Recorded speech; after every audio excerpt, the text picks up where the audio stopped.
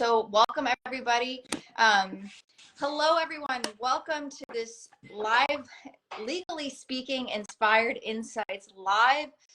Rob, Hannah, and I today are doing a special collaboration on how to reduce and eliminate stress starting now, right now.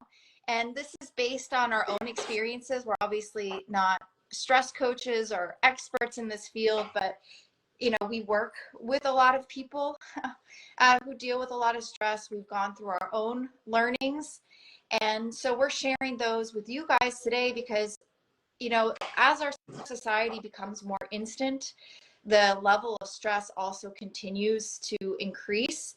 And we continue to experience such pressures on our lives that I don't think that we're designed to experience. Back in the day, they always say that back in the day, we were maybe escaping tigers or whatever, and then you'd have that short pump of stress, but then it would go away. And now most of us are seeing ourselves just constantly living in states of stress, which is just not healthy.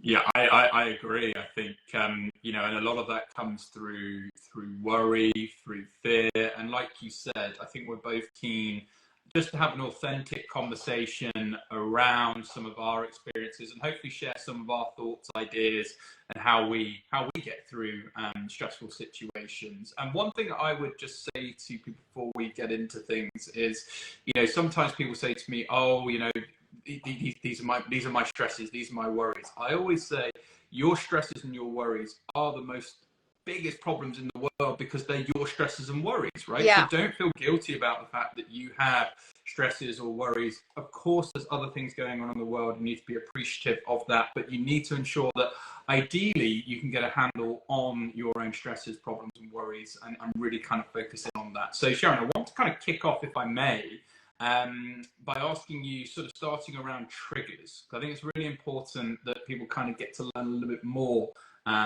about these sort of trigger points. So can you share some of your or common stress triggers that people might not be so aware of, and how recognizing these can really significantly reduce stress levels? Anything you would say to that? So with triggers, because it's such a personal thing, right?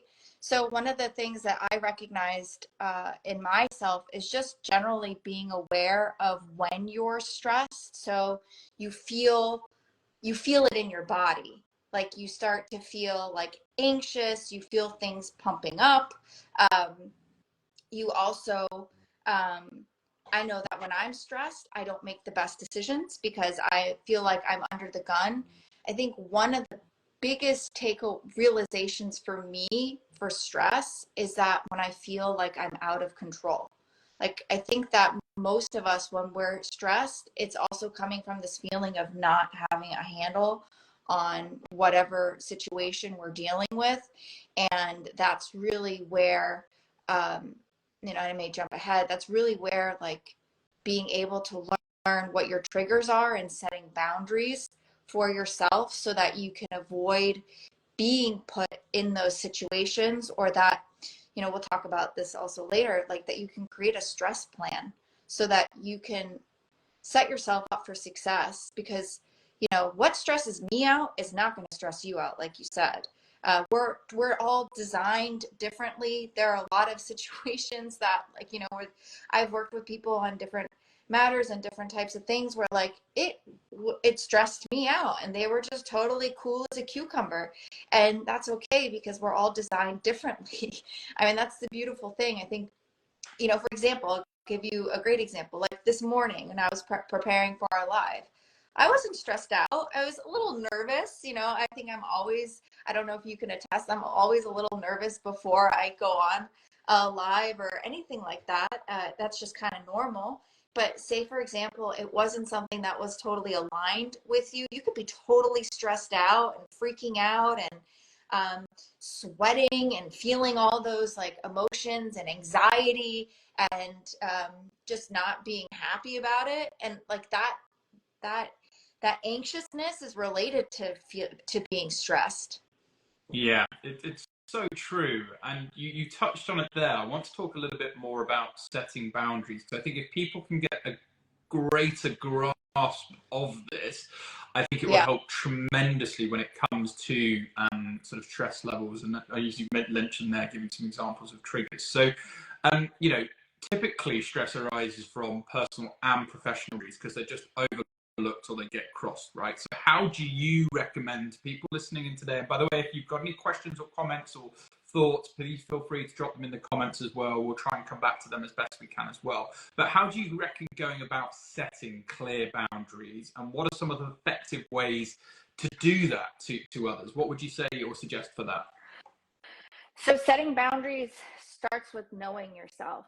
So I could give, an example of, say you're in a situation where you're working on a type of matter and you're just noticing that people are asking things of you that just are pushing you to your limits in a way that you're just not comfortable with. Like they're asking you to give what you no longer have, you're continuing to feel burned out, and there's no time for you to recoup. That's the moment where it's a really good learning lesson for you to say, okay, do I like feeling this way? And is there something else I can do about it? For example, when you're in litigation, shit is hitting the fan, and excuse my language, oftentimes, and like there's a rush to the end, and you have to be designed for something like that. Oftentimes, like when there's no boundaries, people are expected to work all hours, 7 days a week, like no break. And for me, some of the things that I've needed to integrate into my life, for example, is Sunday is my day of rest.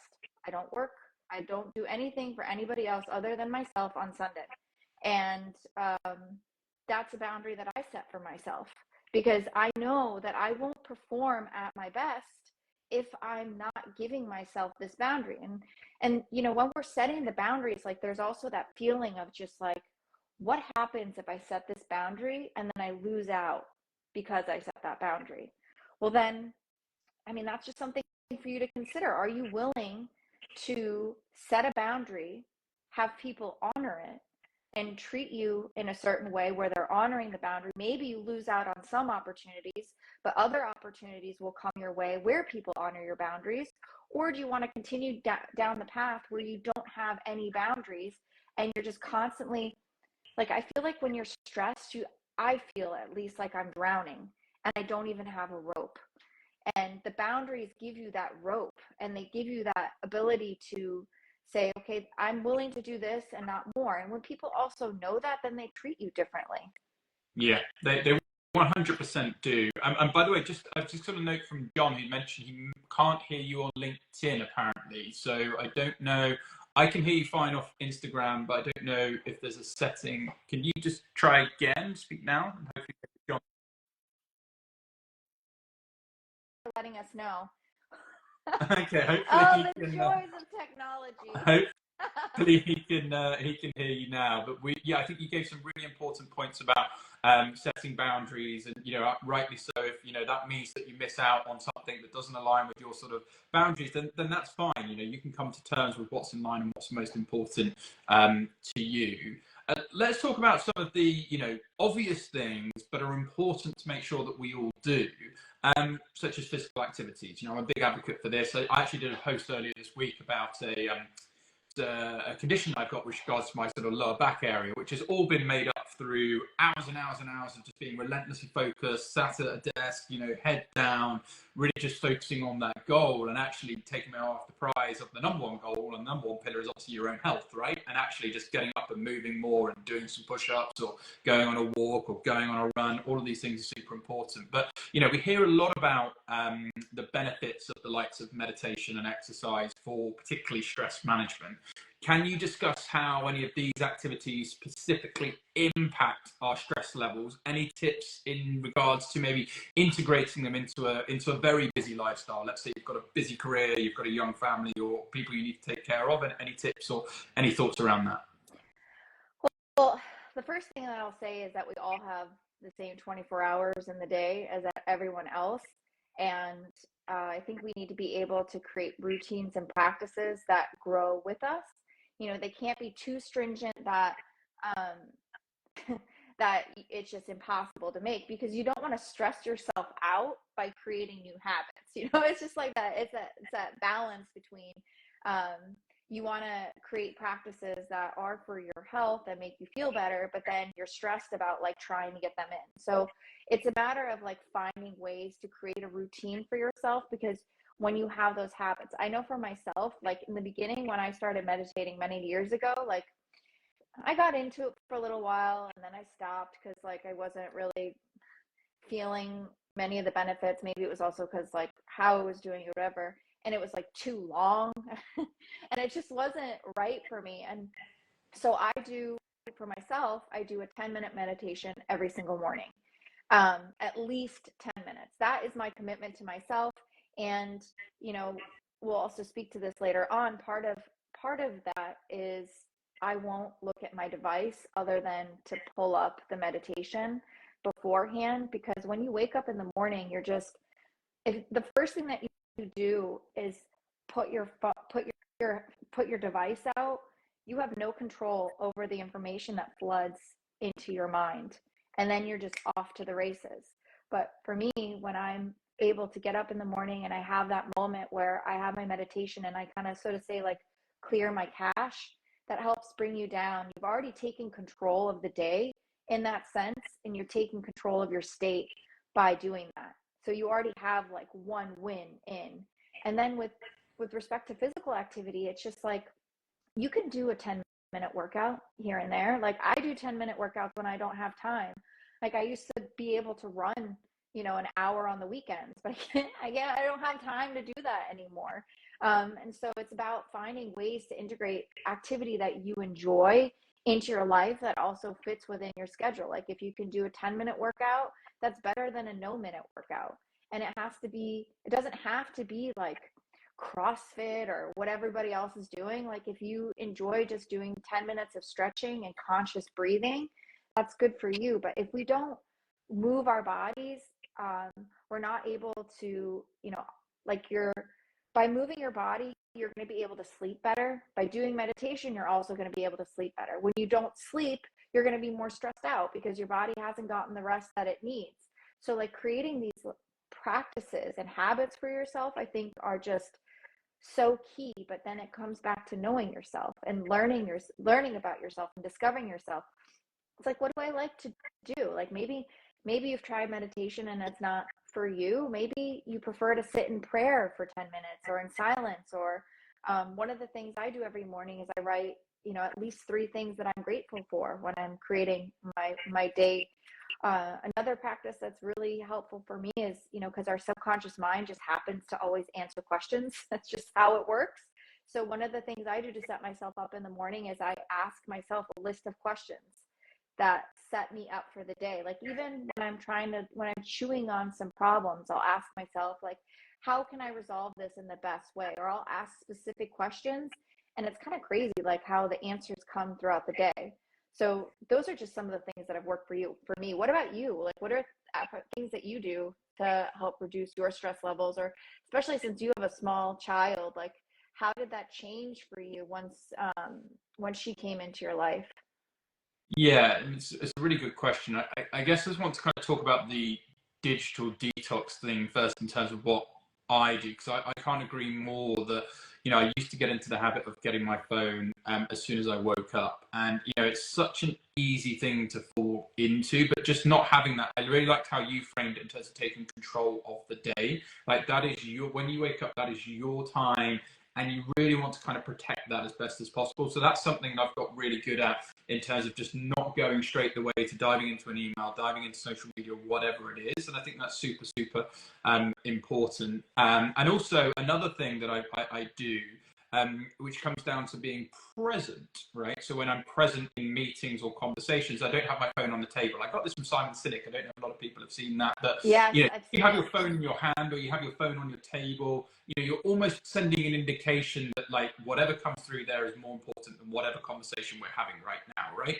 And that isn't necessarily the best way to build relationships, build bonds, and can also cause fractures and maybe cause other situations. So I also now make sure if I'm in any meeting, any social situation where possible, my phone is not in sight. So yeah, I'm a big advocate for the digital detox. In terms of juggling things with a young family and getting out about. I mean, I'm a big advocate for walking, right? I've got a dog, so I walk twice a day. That's like a non-negotiable for me. I do an hour and a half walking a day. I've got a Fitbit, so I use minimum 10 to 15,000 steps a day is like a minimum criteria for me, and I keep myself accountable for that. But the other thing is I give myself permission, right? I give myself permission to sort of have, if I'm not, I think the traditional 9, and I appreciate it might be different for people in roles, and I have my own company, so I can be a little bit more fluid. But, if I need to take half an hour out just to kind of maybe go and have a nap or just to go and relax or downtime or whatever it may be, that's important. I'll give an example. Like last night, and by the way, having some family help. So we managed to have, grandparents who live nearby. We relocated. So like, again, if it's meant to be, it's up to me. I talk about this all the time. Like, go and make something happen for your life. So, we wanted to ensure that we could maybe have some support. So I relocated 3.5 hours away from where I'm originally from to go and get that support. So yesterday we could have grandparents look after the little one so I can lie in for an extra hour in bed, right? So I create that work style lifestyle for me, right? So, that extra hour in the morning gives me that extra hour of sleep to recharge. So little things like that can make a huge difference on your overall productivity. And the other thing that I try to do is surround myself with right and like-minded people. So, there's somebody who lives quite close to me because I predominantly work from home, but I'm also traveling to London or internationally, whatever it may be from time to time, is having someone that can also say, hey, let's get out now. Let's go and do this. Or actually, we said we were going to do this last week. When are we doing this? So sort of that accountability partner with you, I find super cool. One thing I wanted to kind of flip back to you, because I'm conscious time just flies with these LinkedIn lives, is the plan, an emergency stress plan, which, you've got some really good insights into this, because, we've all, sadly probably experienced emergencies or had some really hyper stressful situations throughout our lives. So stress can be better managed with sort of a plan in place. So can you walk us through, what an effective stress response plan might look like, and how you can look to try and implement these, particularly in very high stress pressure environments? Because I always say when emotions, when stress levels go up, emotions can go up, and sometimes the quality of the decisions you make are not quite best. So what's your plan? So in order to create a stress plan, I think 3 questions are really important to ask yourself. The first question to ask yourself is, what do I do when I'm stressed? And just be honest about what you do when you're stressed. You mentioned making poor decisions. That's, one of mine. Sometimes you're just you feel like you're I don't know what to do. And then you just make a decision, and later on you're like, God, that really just wasn't the best thing. So you ask yourself, what do I do when I'm stressed? And then you can say, okay, well then, when I'm stressed, what do I need to do that I can perform better when I'm stressed? How can I honor myself in that situation?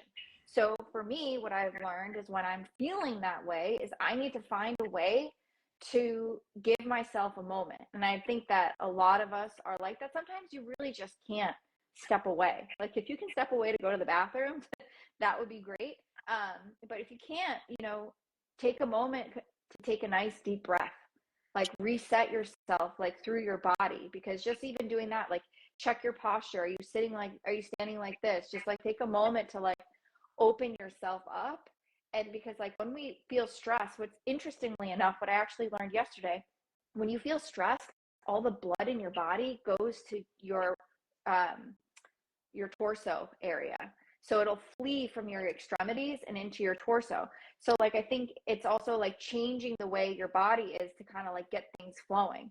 So for me, and then also when you're stressed, part of that plan would be also how can I set myself up for success when I'm stressed? Is what boundaries can I set in that moment? What are things that I'm willing to do? What are things that I'm not willing to do? And how can I hold myself accountable to that? Just different things. If you can splash water on your face, if you can walk outside and get some sun, just different things. You know yourself. You know yourself more than I know you. That's the beauty of this human journey, is that we are all different. So what may work for me is not going to work for you. So like, what do I do when I'm stressed? And then how can I set myself up for success, that when I'm stressed, that I can create a moment where I'm able to like regroup in that moment. And I would say, one would be set boundaries, take space to withdraw, ask for help. Asking for help is just like a huge thing that a lot of us don't even think to do, maybe because we just all want to be strong all the time, but like asking for help is just such a game changer. And then the last thing I would say is that when you've made it through that stressful situation, give yourself a moment to debrief and say, how did I do? Were there any things that maybe I didn't anticipate for in my little stress plan that I came up with? Because, just like any rough draft, like you have to like plan and test and do and whatever. And each time you get better and better with it. So, and you're also going to be presented with different types of stressful situations. So like, you obviously can't plan for everything in the world, but you know yourself. And so when you have at least those things, then you're giving yourself like this little increment of control. Like, it's just like this rope that you're giving yourself while you're in the stress seas, and you're like, okay, we got this plan. Let's at least try and execute it the best we can. Yeah, I love that. You give so many great tips and a good formula to follow in terms of a plan. One thing I want to kind of touch on just before we look to try and finish up with some closing thoughts is that asking for help piece, because I always say we is greater than me. I actually see asking for help as a strength, and the reason I see it as a strength is because you're shortcutting a problem. If you're reaching, you're in a situation or a stressful situation, or you have a problem or something that's going on, then, if you're reaching out to someone, then you're going a lot quicker way to get to the solution of what you're, trying to get help for. So see it as a position of strength, not weakness, which I think a lot of people have in their head in terms of, oh no, I couldn't possibly reach out because of this, or I should know this, or this shouldn't really, this probably shouldn't stress most people. Maybe it's just me. Like, remove all of those limiting beliefs within, and actually see it as a way of strengthening your position to actually making yourself less stressed. And so I want to kind of ask you, how can people kind of remove that thought in their head of sort of, oh, I don't want to be a burden asking people with regards to this because I'm stressed? Anything you would say to that in terms of, how people can go about reaching out to people asking for help and not feeling like they're a burden? I think it's all about reaching out to the right people. It's having those people that you trust enough that you can say, okay, I'm going to ask them for help. And it's also like letting go of your ego to a certain extent and just being like, I do need help. And I think that people will surprise you. I think also, like, to a certain extent, like, who you can ask for help and who you can't ask for help with. And, and then you also add the extra layer. It's like, you can also ask for help with technology, like, if, for example, like certain tasks stress you out, or there are things that like are just happening in a certain way that make you stressed, well, is there a simpler way that you can do it? Can technology assist you in doing it? Like, I think there's a delicate dance with the AI, but even we talked before this, like, you use AI to help you become more organized, and that's not a weakness, that's a strength. Yeah, exactly. It's using tools, to equip you to hopefully feel less stressed and be more efficient and all of that good stuff. So no, I'm a big advocate for tech for good, but I also do put that caveat in there when it comes to that sort of digital detox pieces as well, to not become overwhelmed. Yeah. Sharon, this has been great. I Yeah, can't believe we've literally got through so much in yeah. such a short period of time. Is there Wanted anything to add else? one thing Go for before it. we closed out, because I realized we forgot to touch on it, is the element of gratitude. I mentioned the list, but this is somebody that I used to work with would always say it. I'm too blessed to be stressed. And like, that just sometimes, like, when you're just like in the swamp, right? That's what I say, like, when I'm just like in a situation, like, you can see the horizon, but you're in the swamp. And then it's in those moments to be like, wow, I'm too blessed to be stressed. Like, look at all these things I've been blessed with. Like, even even when things are like the most difficult that they've ever been for me in my life, like, I'm always able to find a monochrome of gratitude for that situation. Like how, like you're being, I mean, you can think of it in any way you want, but you know, people always say like God doesn't give you what you can't handle. So it's just like, ah, man, God, like, why you got to give this to me? This is really heavy. But it's just like, man, I'm so blessed that I'm so strong that I can take this and that this is happening for me, that I can work through this, and that something amazing is coming out of this, that in this moment, I just can't see. Because right now, like, you know, in the grand scheme of life, and we've talked about this before, it's like a football field.